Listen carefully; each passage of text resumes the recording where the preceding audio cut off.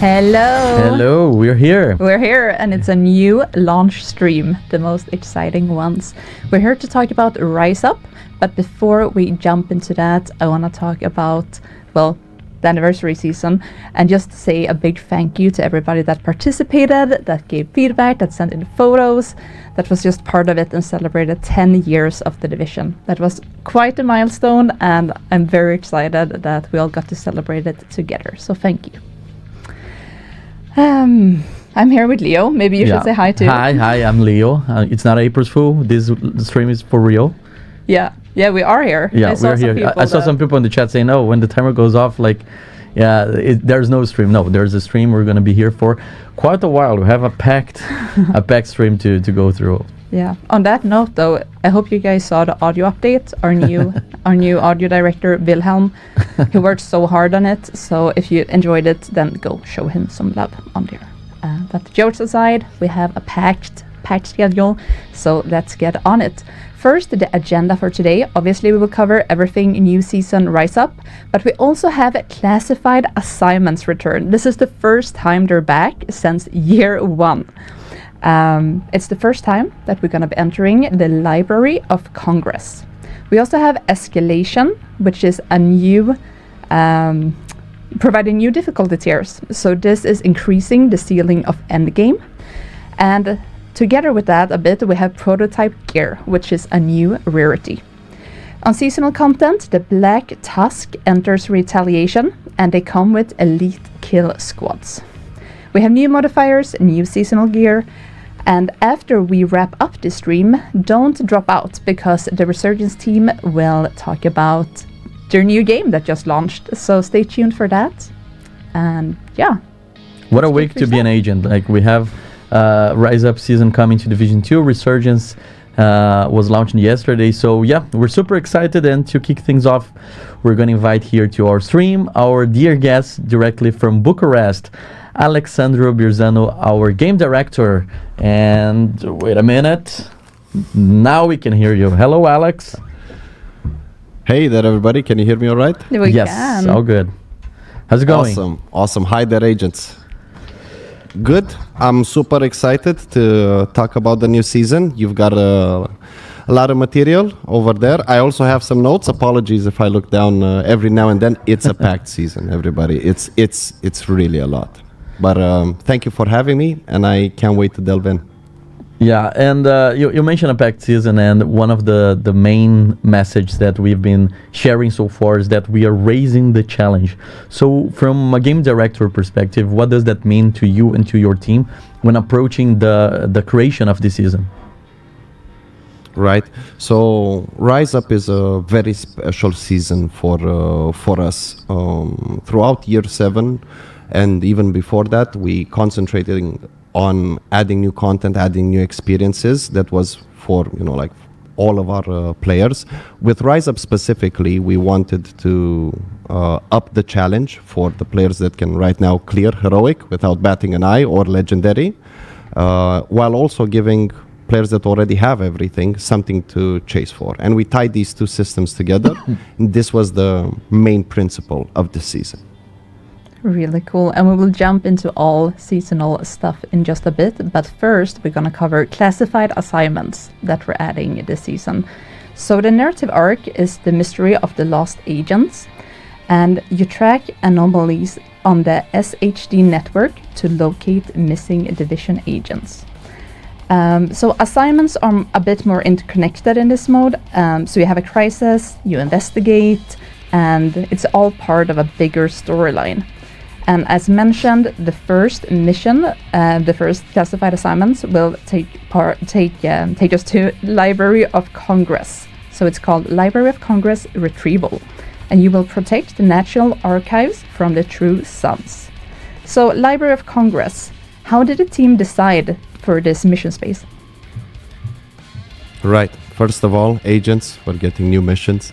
I promised we had something cool to show you today, so I really hope your eyes are glued to the screen. Now, with the first classified assignment, it was a really interesting experiment. Thank you to the team from Ubisoft Reflections for all of your hard work. It was interesting to work on a real-life location. It's almost one-to-one, not entirely, but if you've actually visited this place in real life, you'll be able to recognize a lot of the elements. The team also played a lot with the lighting in this level. I think it's going to create an interesting ambience that we haven't quite seen that much before. And I don't know if we should mention this specifically, but we have some agents that also like to play detective. So with these classified assignments, I wish you good hunting, agents. Exciting. The next one that will come a little bit later this season, May 12th to be exact, is Capital Globe Offices. And here you infiltrate Outcast Toxic Printing Operation. So both classified assignment 1 and 2 will have 5 voice collectibles with mixed difficulty on how to get, and the final reward is an echo puzzle that requires logic and thinking. Yeah, and suddenly I'm super loud here. And the idea of this season is also to increase the replayability of classified assignments. This is something new. As Anais mentioned before, we brought them in year 1, now we are in year 8, and we want them to be more replayable, so we are increasing the replayability by taking off the weekly cooldown that we had before. Now everybody can play right after that, like a regular mission. After you're done, you can replay it.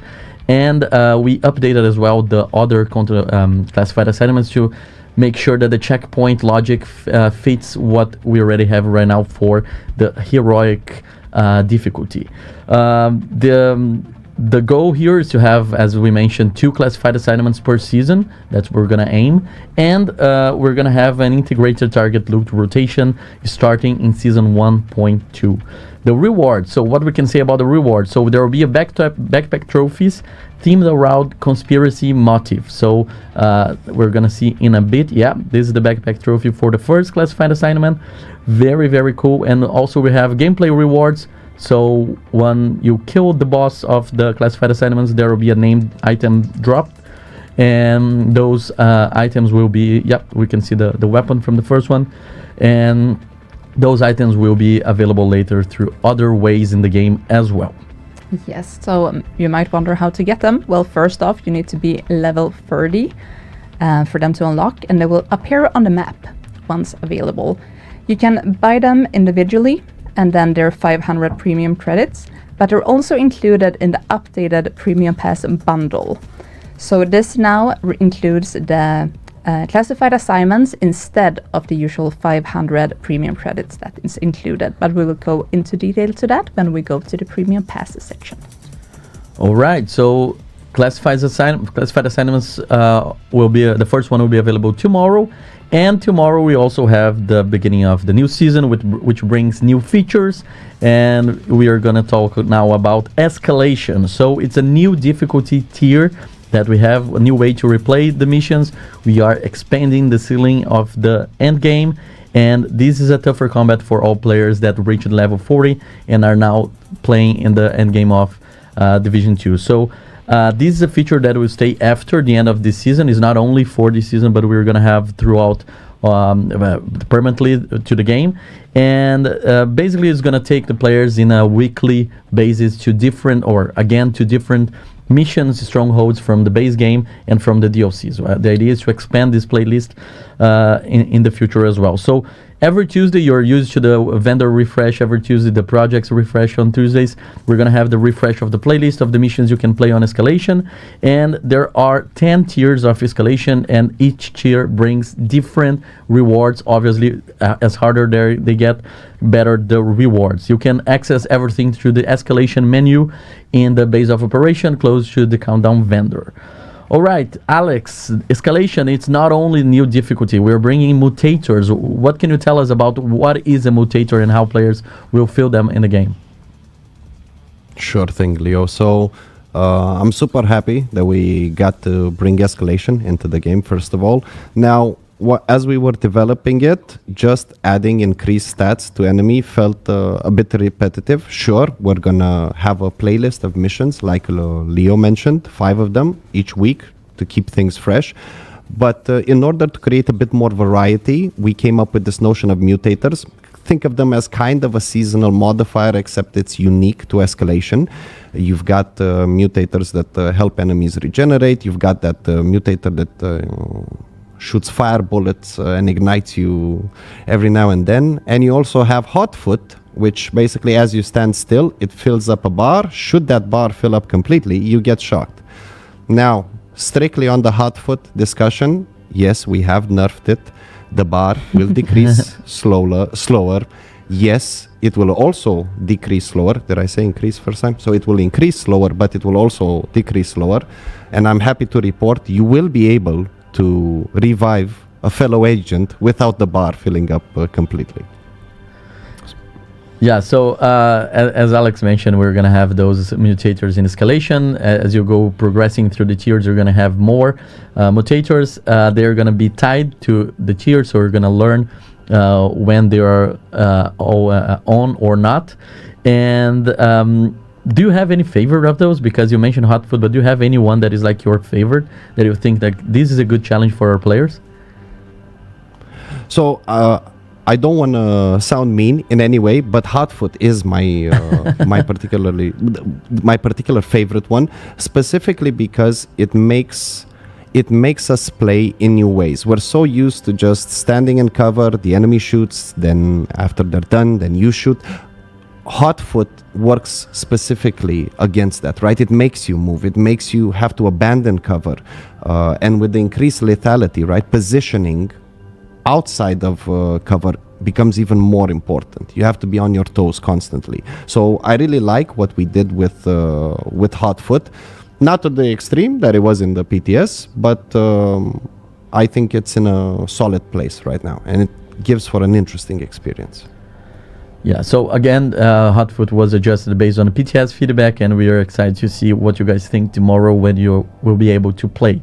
So talking about Escalation as a whole, like we have Escalation is a huge addition. So we are bringing 10 difficulty tiers, no checkpoints, new mutators. What core goal did Escalation serve in the broader endgame vision?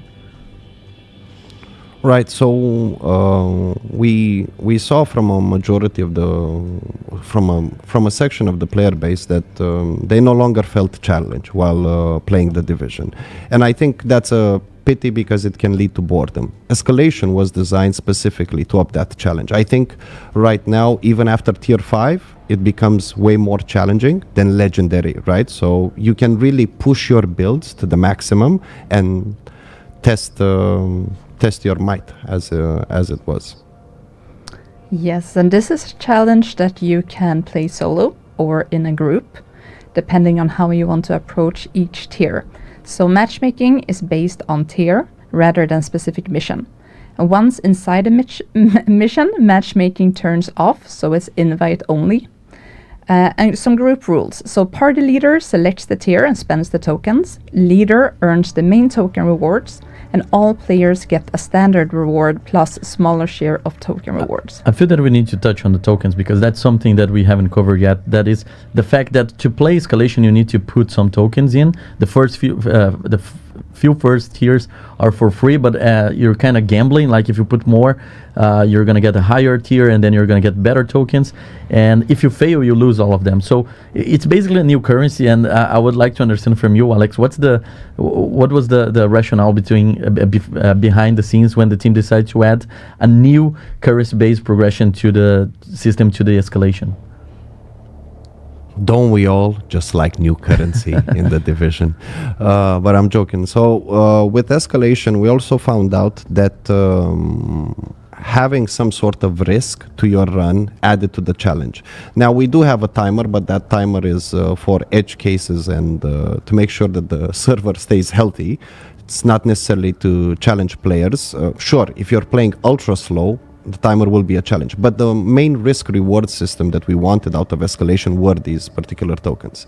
So right now, you have to figure out how strong your build is, when to push for higher tiers, and when it's maybe safer to farm at the lower tiers. And let's say that later down the line, throughout season 1, you'll be able to use those tokens in some other means. Cool. Back to matchmaking. If you're not level 40, because this is for veteran players, this is for hardcore players. So if you're not level 40, you will get kicked out, right? You're not allowed to test this out just yet. I have a special note on this. So Yeah.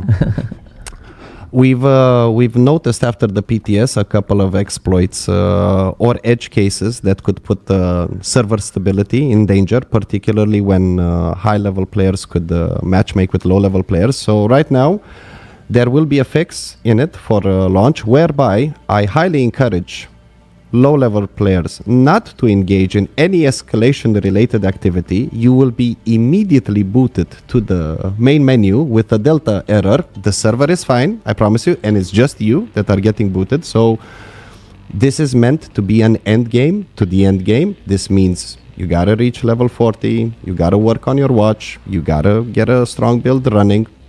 Under level 40 should not be acceptable. So right now, this is our solution to maintain server health. So please don't try experiments. Let's just play nice this season. Yes, and another note on the tokens is that they reset at the start of each season. So that's good to know.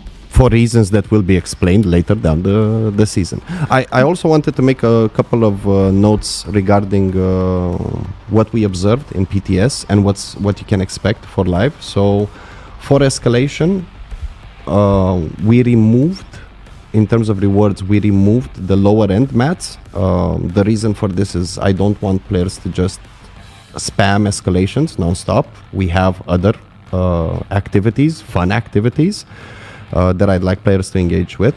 Now we're keeping the high-end rewards, and that is the field recon data, SHD recalibration, and the exotic components, and these are guaranteed drops. Of course, the higher tier you go, the more rewards you get. And we mentioned in the patch notes a substantial increase to drop rates for something that we're going to talk about soon. The substantial increase is so substantial that putting percentages in the patch notes felt funny, but I can say that it's 100% increase in tier 1 up to 300% in tier 3. We wanted drops to be rare in Escalation. We didn't want them to be as rare. So right now, I think we're in a really good spot with them, and we'll keep an eye on it to see if it needs more tuning. And was there anything else in my notes? Nope. Okay, we can cover, because now we're going to talk about prototype gear, that is this mysterious drop thing that you just mentioned. So a little context for the players who are wondering or haven't played the PTS. What is the prototype gear? Is a new rarity of gear that we're introducing with year 8 season 1 RISEUP season. It's basically a new other level of gear that you can acquire through the Escalation runs. It's not mandatory. It's not something that you need to complete any of the activities and the content that we have in the game right now. But it's something that during the PTS we notice a lot of feedback from the community, a lot of adjustments that we need to do. So before going to the whole prototype gear section, I would like to talk to you, Alex, about these feedback, because we saw a lot of frustrations from the players, but we also through the dev notes that we already shared, we address a lot of them as well, right? Right. So thank God we did PTS first of all. So no feature comes out perfectly, and it is with the help of the community that we can reach a healthy state for our feature. So yes, prototype gear is something for players that already have everything, to give them something to chase. Now, Escalation, I just figured out on my note. I'm sorry, I'm going back. Escalation, we meant always to ship it with daily targeted loot in it. It didn't get in for launch. It'll be in super soon to help combat the RNG. But I don't blame players for how they felt during the PTS with low drop rates and no daily targeted loot. Now, we also heard feedback from the community that more control would be desired on how you customize your gear to help combat the large loot pool that we have in the game. So we're definitely going to work on a way to recalibrate prototype items. I say a way because prototype works a bit interestingly in our backend system. But yeah, I think with the changes in the daily targeted loot, with the increased drop rates, and we also nerfed the expertise costs by quite a lot, like exotic components required to reach level 0 to 30 have been reduced by 50%. I think these changes put prototype in a way better state than they were at PTS, and will continue updating it as it is. Yeah, so if you want to know how to get prototype gear, there are basically two ways. One of them is through escalation run. So as we mentioned, we buffed the drop rate so you can get better chances of getting through escalation runs, and also you can upgrade your high-end gear that is already on expertise level 30 to prototype gear as well. The higher the tier of escalation, higher the rewards, and high-end gear can be upgraded through the prototype lab. So prototype gear is intentionally rare. What balance goals were behind making them powerful but limited? We mentioned that it's not required to complete any of the content that we have right now, and something important that we shared through dev notes that is going to be normalized for PvP incursions and raids. So what is the goal here? So the goal was always to give players something new to look forward to. Prototype gear is not required in any way to finish the current levels of content. That's why we're bringing in Escalation to provide bigger challenge, because with the current builds, players were already able to melt heroic, legendary, and the master climax mission. We wanted something cool, something that could create more build diversity. And when I say more build diversity, our caps in terms of, like critical chance and whatnot, they're still in place. But by gaining that extra, because prototype gear goes from high-end gear, stats-wise, from the maximum, goes above that by 1.5, right? By stacking what you previously stacked, that could open up some other places in your build to create new opportunities. Regarding the normalization in PvP, we didn't want to create more chaos. Our team right now is working on PvP changes, so adding prototype gear on top of that with augments and the extra stats. PvP is already a challenge to balance, so let's give the team a decent chance for that. Now for raids and incursions, again, players were already able to finish it with current gear, and the normalization basically makes prototype into normal gear. We disable the augment and we give you the same stat as if you had max rolls for that gear.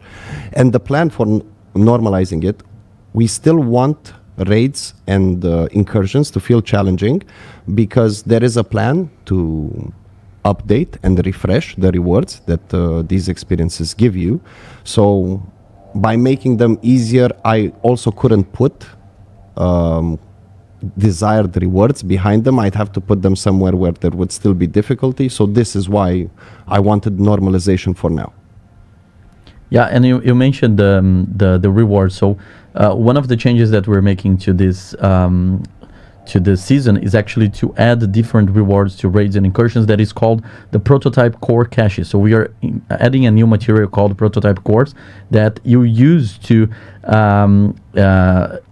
level up your augments. So the augments are kind of like a different type of talent, but it's not tied specifically to one gear. It's a shared pool that every prototype gear can have, and you can level up that using prototype cores. So if you play raids and incursions, you're going to have a better chance of getting those materials that will help you through progress. Those prototype cores also can be obtained by dismantling prototype gear if you don't need them.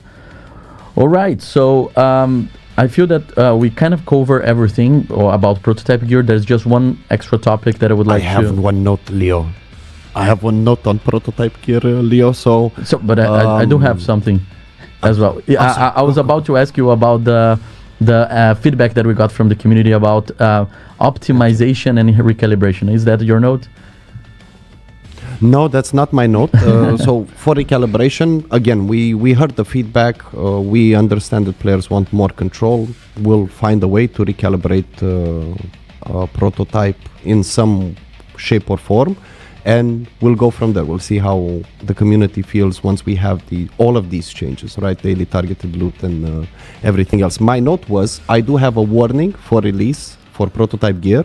Now, if you plan or if you already play skill build, bear in mind, I'd say hold off on upgrading your current gear if you have it at expertise level 30, upgrading it to prototype. We've played a lot.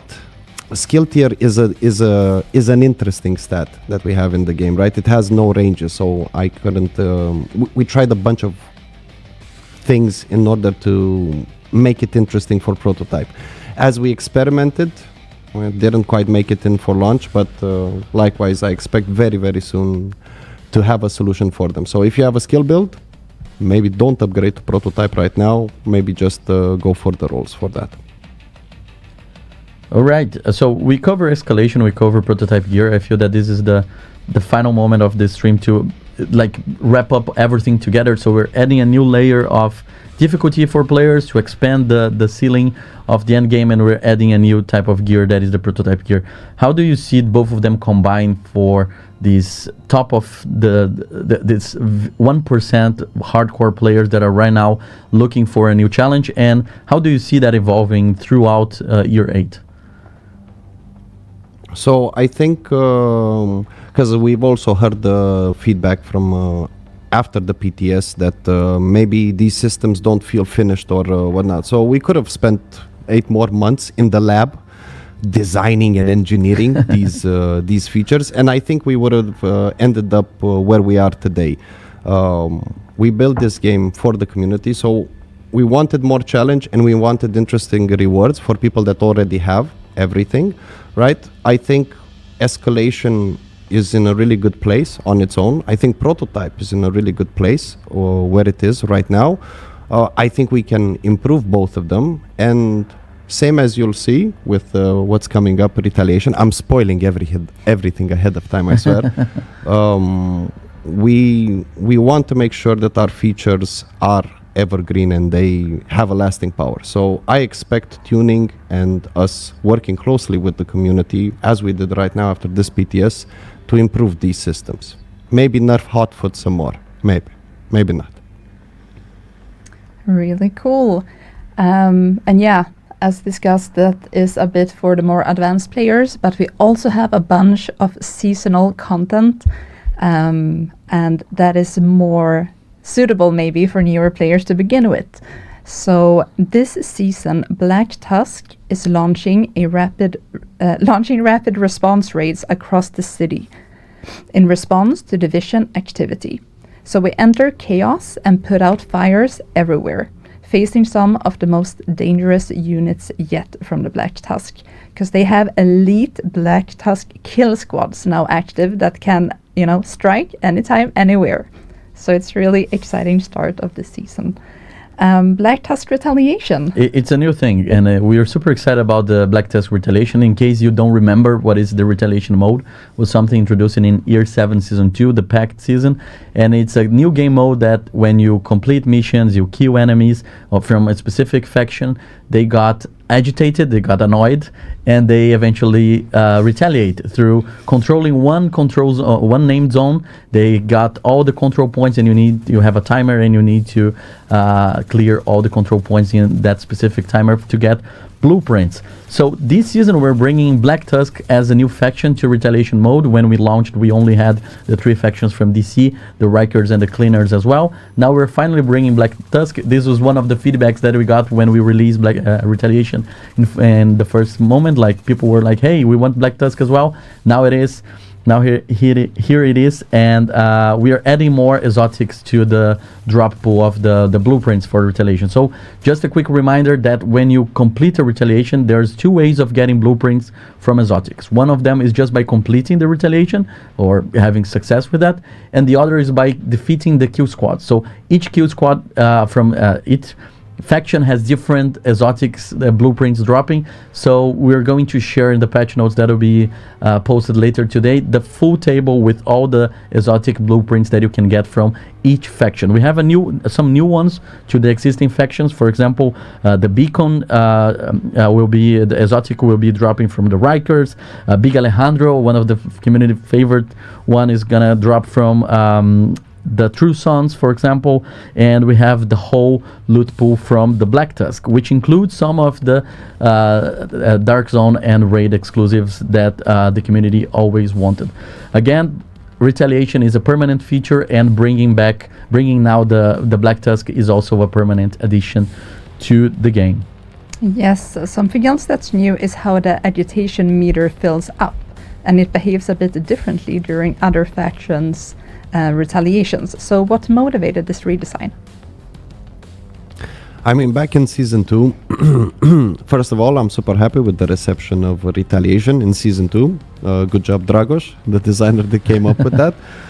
Back in Season 2, I remember a lot of the feedback that we got were some of the players really enjoyed Retaliation, and it felt kind of bad to finish a Retaliation then having to do an entire mission or a stronghold on heroic in order to fill up the bar again. So what we did this season was exactly what you described on Ace. We've added this overclock mechanic to the bar. Now you can fill up a bar, and if your plan is to just do Retaliation all day, you can continue filling up that bar up to a maximum of 3, so that when you're ready, you can jump into Retaliation, finish it, and at the end of it, immediately go into the next one. And this way you can do back-to-back-to-back Retaliations if this is the kind of activity that you really like. Yeah, and fighting other factions' Retaliation also fills up the Black Tusk bar a bit. So they're on. They're gonna be. They're paying attention to everything. Yes. Yes. Black Tusk retaliations can occur in DC and WONI, not Brooklyn. And they can take over control points in the open world if a retaliation is lost, but unlike other factions, they won't expand further through convoys or territory control. And Black Tusks, like you said, are new to retaliation, but they are here to stay. However, this season they are joined by elite kill squads, and they will disappear when the season ends, so season exclusive. Defeating Black Tusk kill squads give you a chance to earn blueprints for several rare exotics, including Climax exclusives, as well as Capacitor and Vindicator. And completing a full retaliation gives a chance to earn blueprints for certain Raid and Dark Zone exclusive exotics. So the Elite Kill Squad, better known as BTSU-9, is more coordinated and significantly more dangerous than regular kill squads. What can you tell us about them, Alex? In the pursuit of higher challenge, we now have this amazing kill squad that joins us this season. This is a team of highly trained units that should put more builds to the test. They're quite dynamic, and they are composed of a larger range of units than normal. So I can't wait to see how players will deal with this new challenge in the retaliation. Yes, and completely wiping out an elite kill squad or completing a control point during retaliation can drop a new material. So we have diamond transceivers used for blueprints tied to retaliation. Yes, and the elite kill squads, they also have unique identities, so names and collectible voiceovers, and the entire outfit for them will be obtainable through the battle pass. So if you think they look cool, then this is your chance to grab their outfits. Some quality of life improvements. You already touched on overclocking, so you can, go up to 300%. What was the thinking behind this? What player behavior did this want to serve that we added this overclocking feature? Just players that like to do more, right? In Summit, you can just do Summit over and over again, countdown. Likewise, you can just do it over and over again. For retaliation, you always had to pause if you wanted to do another one. So we're giving you the chance of maybe today you fill up your bars of overclock, as it is the bars of agitation. for one particular faction and then take a break, maybe come in later and just do them all back to back. Very nice to have. We also added matchmaking, so matches players using the same global tier. And yeah, the time to collect loot has also been increased from 30 to 90 seconds. And yeah, expiration timer pauses when offline or inside retaliations. So we got a lot of feedback from players on this. Would be a nice addition. It was very cool to see how much feedback we got from the Pact season and how much of those we are addressing by making those changes to retaliation in this season. And it was just a time frame of like one season between one and the other. So yeah, I hope the retaliation players really love that. It's my favorite mode by far, so I'm super excited. What do you feel about retaliations, Alex? Are you excited to jump in and meet some? We got matchmaking. First of all, we got matchmaking and the timer finally stops. I cannot express how annoying it was to me that I'd fill up a bar and maybe I'm too tired for the day, or I don't know, I gotta leave the house for the day. And then coming back to it, having the entire name zone controlled. And I'm like, I also really enjoy retaliation. So losing that opportunity was a very feels bad kind of moment to me. So I'm so happy that we got the change in. So now that timer, as soon as you log off, it pauses completely. It's only in-game time. We still wanted you to have that pressure of don't ignore that faction that's about to retaliate, right? So while you're in-game, please remember you need to do it. But that offline pressure was... didn't need to be there, and now I'm happy that we made this change. Yes, we have a lot of other things to play with this season because we have a bunch of seasonal modifiers coming to the game. The seasonal modifier introduces a wide range of possible combinations, offering deep layers of optimization for most dedicated players to seek to refine their builds and strategies. So the global modifier is called recombinant, and it's built around 3 modules, so offense, defense, and utility. You start equally weighed 8 times 3, and this is a stable start. You know, you can start here and test it around, but as you progress, you can actually redistribute these stacks. Yeah, and as always, we have the active modifiers, the ones that you can activate during combat. We have 3 this season: the Blackout Pulse, the Cloud Armor, and the Optimize Overload active modifier. They are all starting at level 1 and they can go up to level 5. When they reach level 5, they have a special ability being unlocked by that. For example, Cloud Armor is all about defense, so when you activate it, creates a support field that restores armors from the allies around you, so it's like an instant restoration of armor. And when you got to level 5, that's when you also blind the enemies, so you can upgrade all of them. They go from 1 to 5, and when you upgrade them, actually you're adding more modules to your global modifier. So no matter if you're upgrading the offense or the utility or the defense, you're gonna get all the stacks in all the 3 modules, so you can play around with them. Yes, and then we have the passive modifiers. So these don't give you an ability, but they change how your offense, defense, and utility stacks behave. So we have 34 available ones. 34. So yeah, it's insane. So the combinations are, well, math. You can equip the multiple, and also think about that, like where you place them makes a difference. So test around and have fun. You get them by seasonal journey or by the vendor at the White House using BTSU firmware. So yes, new currency. This is earned from seasonal journey and scouts. It's used to bypass the modifiers, and it's available at a shop in the White House next to the specialization NPC Coop Dennington, also known as the Quartermaster. All right, and also finally we have the hostile modifiers as we have every season. We have one called System Drain, Inversion Field, and Obstructed Virus. If you're coming back to the game, I know that a lot of players are coming from like they played in 2018, 19, 20, 21. You can see now on top of the some of your enemies, you can see, for example, the purple one.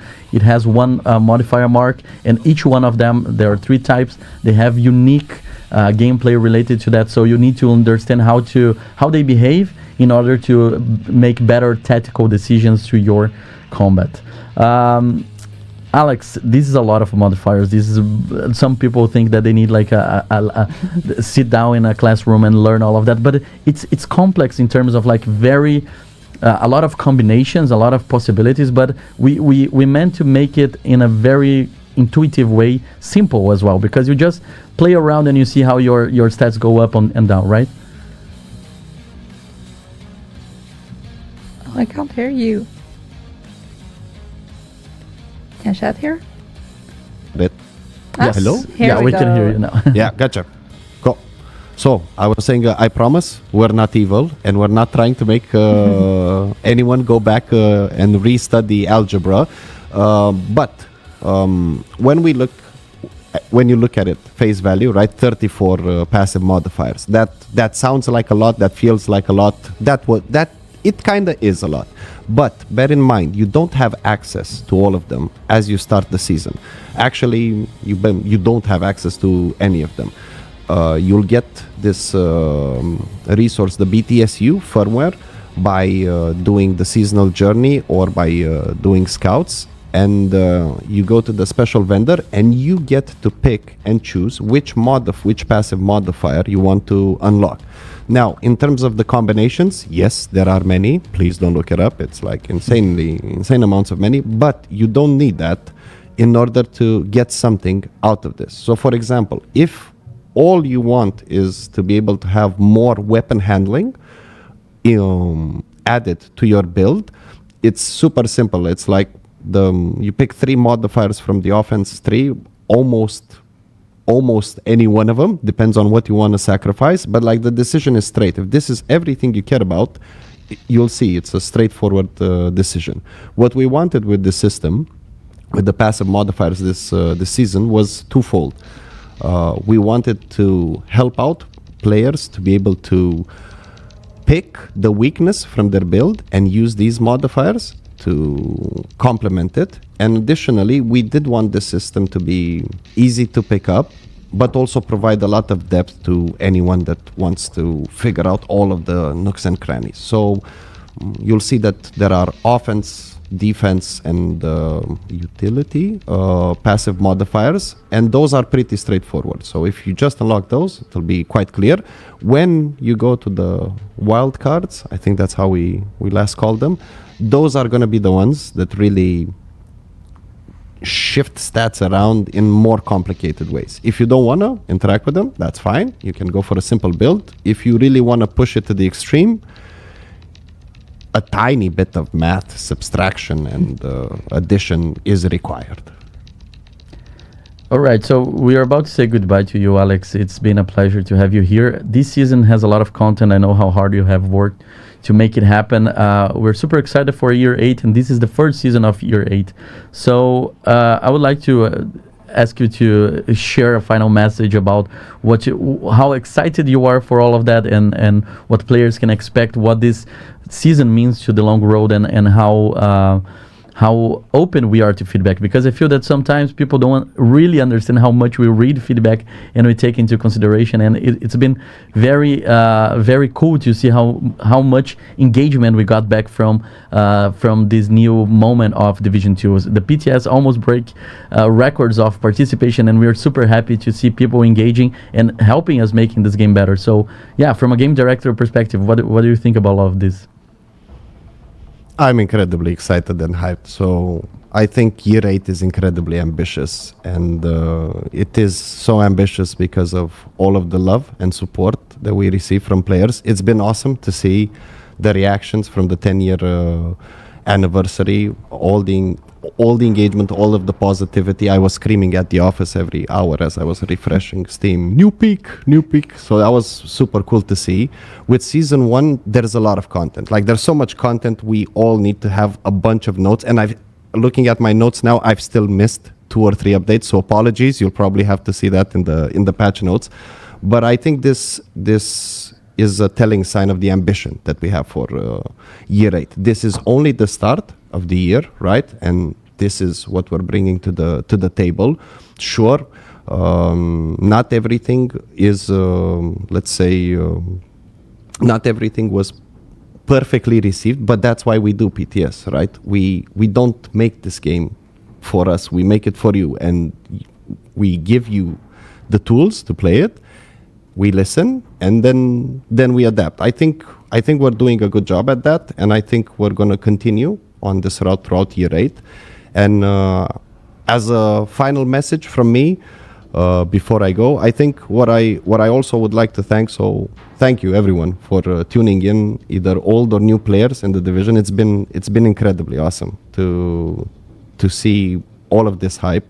But I also wanna say a really quick thank you to the teams that have been working. The amount of content that came out at the start of March and now at the start of April, it's really so much, right? With realism, visual upgrades, Division 1, now with Escalation and the prototype gear, and we're bringing in Black Tusk and the Elite Kill Squad.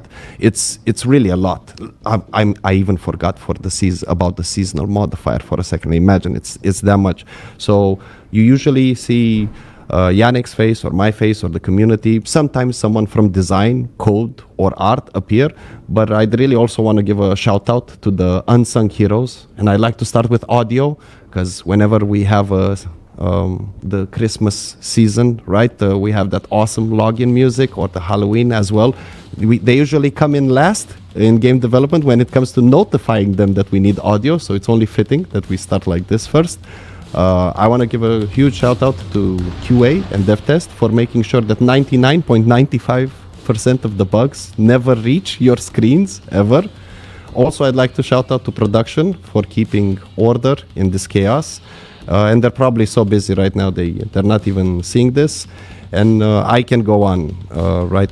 But at the end of the day, it's incredible what we've managed to achieve during these last 2 months. I'm incredibly impressed by the team. So thank you to everyone at Ubisoft Romania, at Massive, and at Ubisoft Reflections for all of your hard work. I think players are in for a blast. And one more thing, and I checked with Yannick, and I can say this. I can't read chat, so I'm not sure if anyone mentioned this, but if anyone wrote in chat, PvP changes, when is PvP coming? It wasn't this season, agents, but very, very soon, that season will come. So thanks so much, everybody. All right, and thank you, Alex, for taking the time to joining us and for talking to the community here.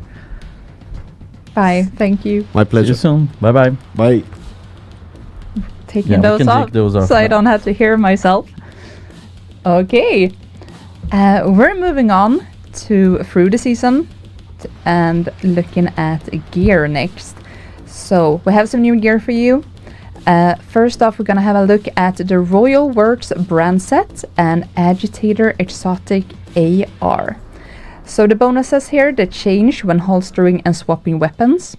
For the Agitator, when holstered, it generates 50% less threat when shooting, builds up while holstered for 10 seconds, and then gives a big burst of 5 fire rate and damage when swapped to, but it makes the enemies focus on you more when used.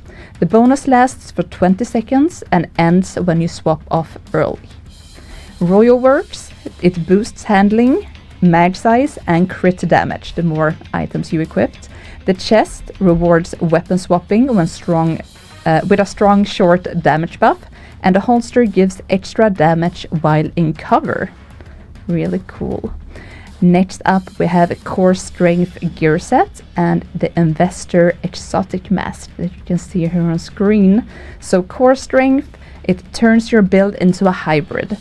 Each core stat boosts the other, making weapon, armor, and skill stats all scale together. The chest greatly amplifies this effect, and the backpacks adds extra core flexibility. The investor mask gives bonuses based on its minor attributes. So the red boosts crits damage, yellow boosts skills, and blue gives armor regen, letting you stack power depending on how you roll it. And then for the climax mission, we have the Whiplash exotic pistol, and this is guaranteed on your first completion. So when we get closer to the climax mission, you will get a close-up of that as well. Next up, we have Season Pass. Season Pass, yes. We have changes, right? We do. We have some Black Tusk. Here you go. Black Tusk Elite Squad cosmetic rewards. So we saw the Elite Kill Squads before. This is their outfits. So if you want to grab them, then play the Battle Pass. We have a lot of premium track rewards. I usually read them. I'm gonna take a big breath of air. Yes, please don't lose your voice. Yeah, we should have a voting if people want to hear this list, but let's do it. 2 prestige arm patches, the Black Tusk drone skill VFX, the Black Tusk skill kill squad clean hands outfit, and also a Stitch outfit. Agitator exotic weapon, the Constellation exotic weapon skin. 10 gear dice, 10 universal weapon skins, and 400 premium credits. For free track rewards, we have 3 arm patches, Black Tusk Seeker Mine Skill VFX, Black Tusk Kill Squad Car Bomb outfit. I want to see that one. That sounds cool. The Agitator exotic weapon, so we have an extra one there. The Investor exotic mask, the Star Sign universal weapon skin, 2 named weapons, 2 named gear, and 1 brand set. And on top of this, you have multiple caches to unlock it throughout when you play. So a lot of cool stuff. As mentioned when we talked about classified assignments and how to grab those, we do have some changes to the seasonal bundles this season, just because the classified assignments has been added. So the Season Pass bundle now includes the 2 classified assignments of the season, alongside premium track rewards, 20 tier skips, a 15% XP boost, and an outfit, while keeping the price at 30 euros. As part of this change, the premium credits were removed from the Season Pass bundle. But we also have a new bundle, so the RISEUP supply drop. This one is a great value for players who are looking to get some premium credits this season. And it includes all items just mentioned, but also 5,000 premium credits, and that cost 50 euros. All right, so we still have one extra topic to cover here. Something new for the community, something that is coming to the community with Year 8, something that we've been planning for a while. It's something called Bug Reporter. So we're trying to increase the transparency and making sure that you guys know where to report bugs and what is the prioritization, the status of our bugs. And for that reason, we are launching today the Bug Reporter tool. That is a feature that has been used for other Ubisoft games, and now we're bringing to the Division 2. So what is that? You can go, you're going to have a link and you can read the FAQ later, but basically it's a place that you can report bugs, you can upvote the bugs that are more important to you, and will help us prioritize, and you can check the progress of the bugs, the issues, as you would do on Trello, but now in a larger scale. So now we have all the community working together, and this is a bigger thing than just like a Trello with a few issues. So you can see all of them, all the reported issues by the community present here. You can report a new issue by first writing the title, and then you can select the category, the frequency, the platform that you're playing, and you can add the steps to reproduce, so you're going to help our team to understand how to fix it. You can add all the context that you need, and you also can upload videos, pictures, screenshots, even URLs like links of YouTube videos or something. So all the evidence that can help us to understand what is wrong and how we can tackle that. In the end, the community can click on those bugs and upvote it. So the most upvoted reported issues by the community are going to get more priority from us, because we understand that this is important for you to get fixed as soon as possible. So our idea here is to improve our system to be better on fixing issues and also increase transparency, so you know what's being fixed, what's the status, and you can report yourself what is affecting your gameplay, your routine. It's also important to mention that if you report something that has been already reported, instead of creating a multiple version of that, is just going to add one extra upvote to that issue. So we are super excited about that. The links will be available in our socials very soon, and will be available in the patch notes. The Trello will be updated with the link. So the Trello will no longer be updated, but now you have the bug reporter to follow the most critical issues from the live game. And yeah, I think that's it from us. Twitch drops. Oh, Twitch drops for sure. Don't forget about Twitch drops. I forgot about Twitch drops. I know I shouldn't. I know that you guys are here on Twitch right now watching us. So Twitch drops. We're gonna have a new Twitch drops campaign starting tomorrow, April 2nd, and we'll go on until April 9th. So if you watch, if you like to watch Division 2 content from your favorite creator, shout out to all the creators who are co-streaming this stream right now. I know that you're there, and we have 5 different rewards for 4 hours of Twitch drops. We know that we have Resurgence with Twitch drops, we have Division 2, RISEUP Twitch drops. It's a very intense and cool season week to be a Division agent, because we have so many things happening at the same time. So yeah, and Black Tusk themed. It's really Black Tusk. Cool. We're bringing Retaliation with Black Tusk, so it's all related to the Black Tusk. Yes, I see that you always ask if we have them active, but they start tomorrow, so we don't have any Twitch drops active right now.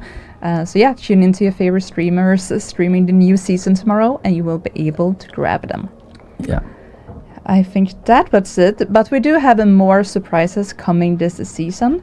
There's stuff coming up that we can't just talk about yet. There will be more streams covering it, so we will see you soon. And as mentioned before, Resurgence will take over once we sign off, so stay tuned for that. I know for a fact that they have Twitch drops active, so if you're looking to grab some today, then stay tuned extra for that. If we did not make sense, or you came in a bit late watching, then we do have a dev diary to summarize this season coming up just when we say bye.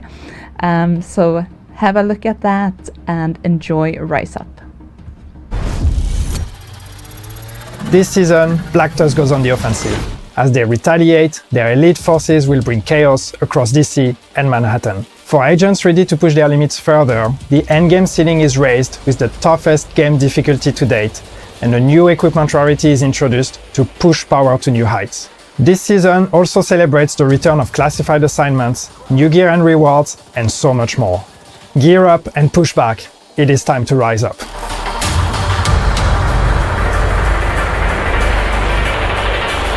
Black Tusk are now part of the retaliation system, unleashing relentless waves of attacks the moment you push them past their tipping point. The system itself has also been improved, as you build pressure by eliminating hostiles and completing missions and activities. The agitation meter can surge to 200 and even 300%, triggering up to 3 consecutive retaliations for a much more intense experience. On top of regular kill squads, BTSU Team 9, an elite squad, will occasionally hunt you down during retaliations. They are made up of some of the top operatives the Black Tusk have to offer and are closely tied to this season's manhunt.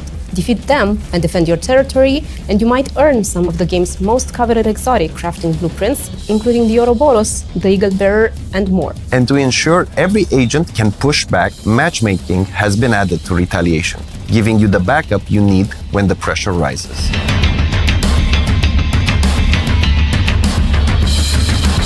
This season's global modifier is Recombinant, a customizable stat system built around 3 modules: offense, defense, and utility, giving damage, armor, or skill-focused bonuses based on your stack distribution. They start evenly balanced, and it's up to you to shift their weights via the passive modifiers, which are the core of the system. Each passive works differently. Some boost the stat of one module while reducing another, others change the bonuses given by modules, and wildcard passives introduce more dramatic shifts that can completely reshape your setup. There are more than 30 passives, and the order you place them in matters, because each one influences the next, giving you a wide range of ways to shape your build. There are 3 active modifiers that grant abilities boosted by the stats on your global modifier. You can level up your active modifier to gain extra stacks as well as additional effects. For example, Blackout Pulse begins as an EMP shockwave that disables electronics and shocks enemies. As you level it up, you gain extra offense stacks, which increase the radius of the shock. Leveling up can also give extra bonuses, such as reducing cooldowns, which is affected by your defense stat, or adding a pulse effect boosted by your utility stat. Hostile modifiers work in a similar way. Enemies can temporarily reduce, disable, or even invert your stats, keeping every fight unique and unpredictable. When it comes to the endgame, we know some of you have been asking for a tougher challenge. Escalation is our answer. A brand new difficulty that takes main missions and strongholds to a whole new level. Escalation is split into tiers that steadily increase in difficulty. Higher tiers feature stronger enemies and better rewards. Some tiers also introduce mutators, giving enemies new abilities and adding unpredictable twists to every fight. To enter a tier, you'll spend tokens, a new currency earned by completing runs, with the easiest tier being free, but choose carefully.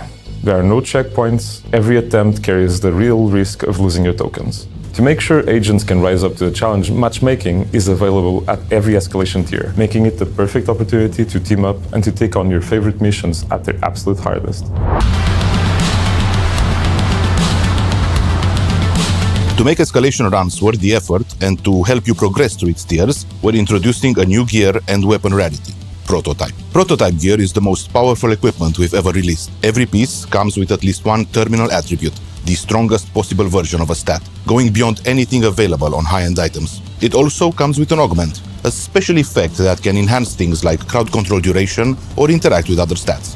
Augments level up as you use the gear in combat, increasing their impact over time, and can also be rerolled at a cost. Prototype gear can drop during escalation runs, and higher tier offer better chances of earning them, but drops are intentionally rare. We want these items to feel truly special. You can also upgrade your existing high-end and gear set items in the Proto Lab, so your current builds aren't replaced, they're pushed to new heights. Exotics aren't a part of the prototype rarity, at least for now.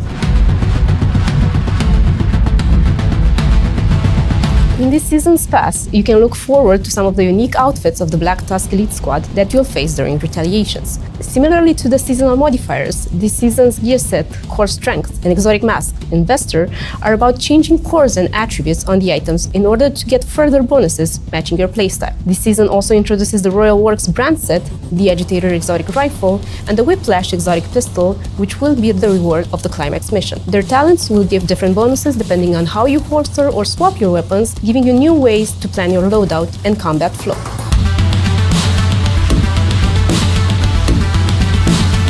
As you know, we're very excited that classified assignments are back in the Division 2. This season launches the mystery of the Lost Agents, which will have you tracking anomalies on the SHD network in search of your lost colleagues. Each assignment brings you closer to the truth and to exclusive rewards as you explore new locations. The Library of Congress, where your investigation leads you to protecting the nation's history from the True Sun's threat.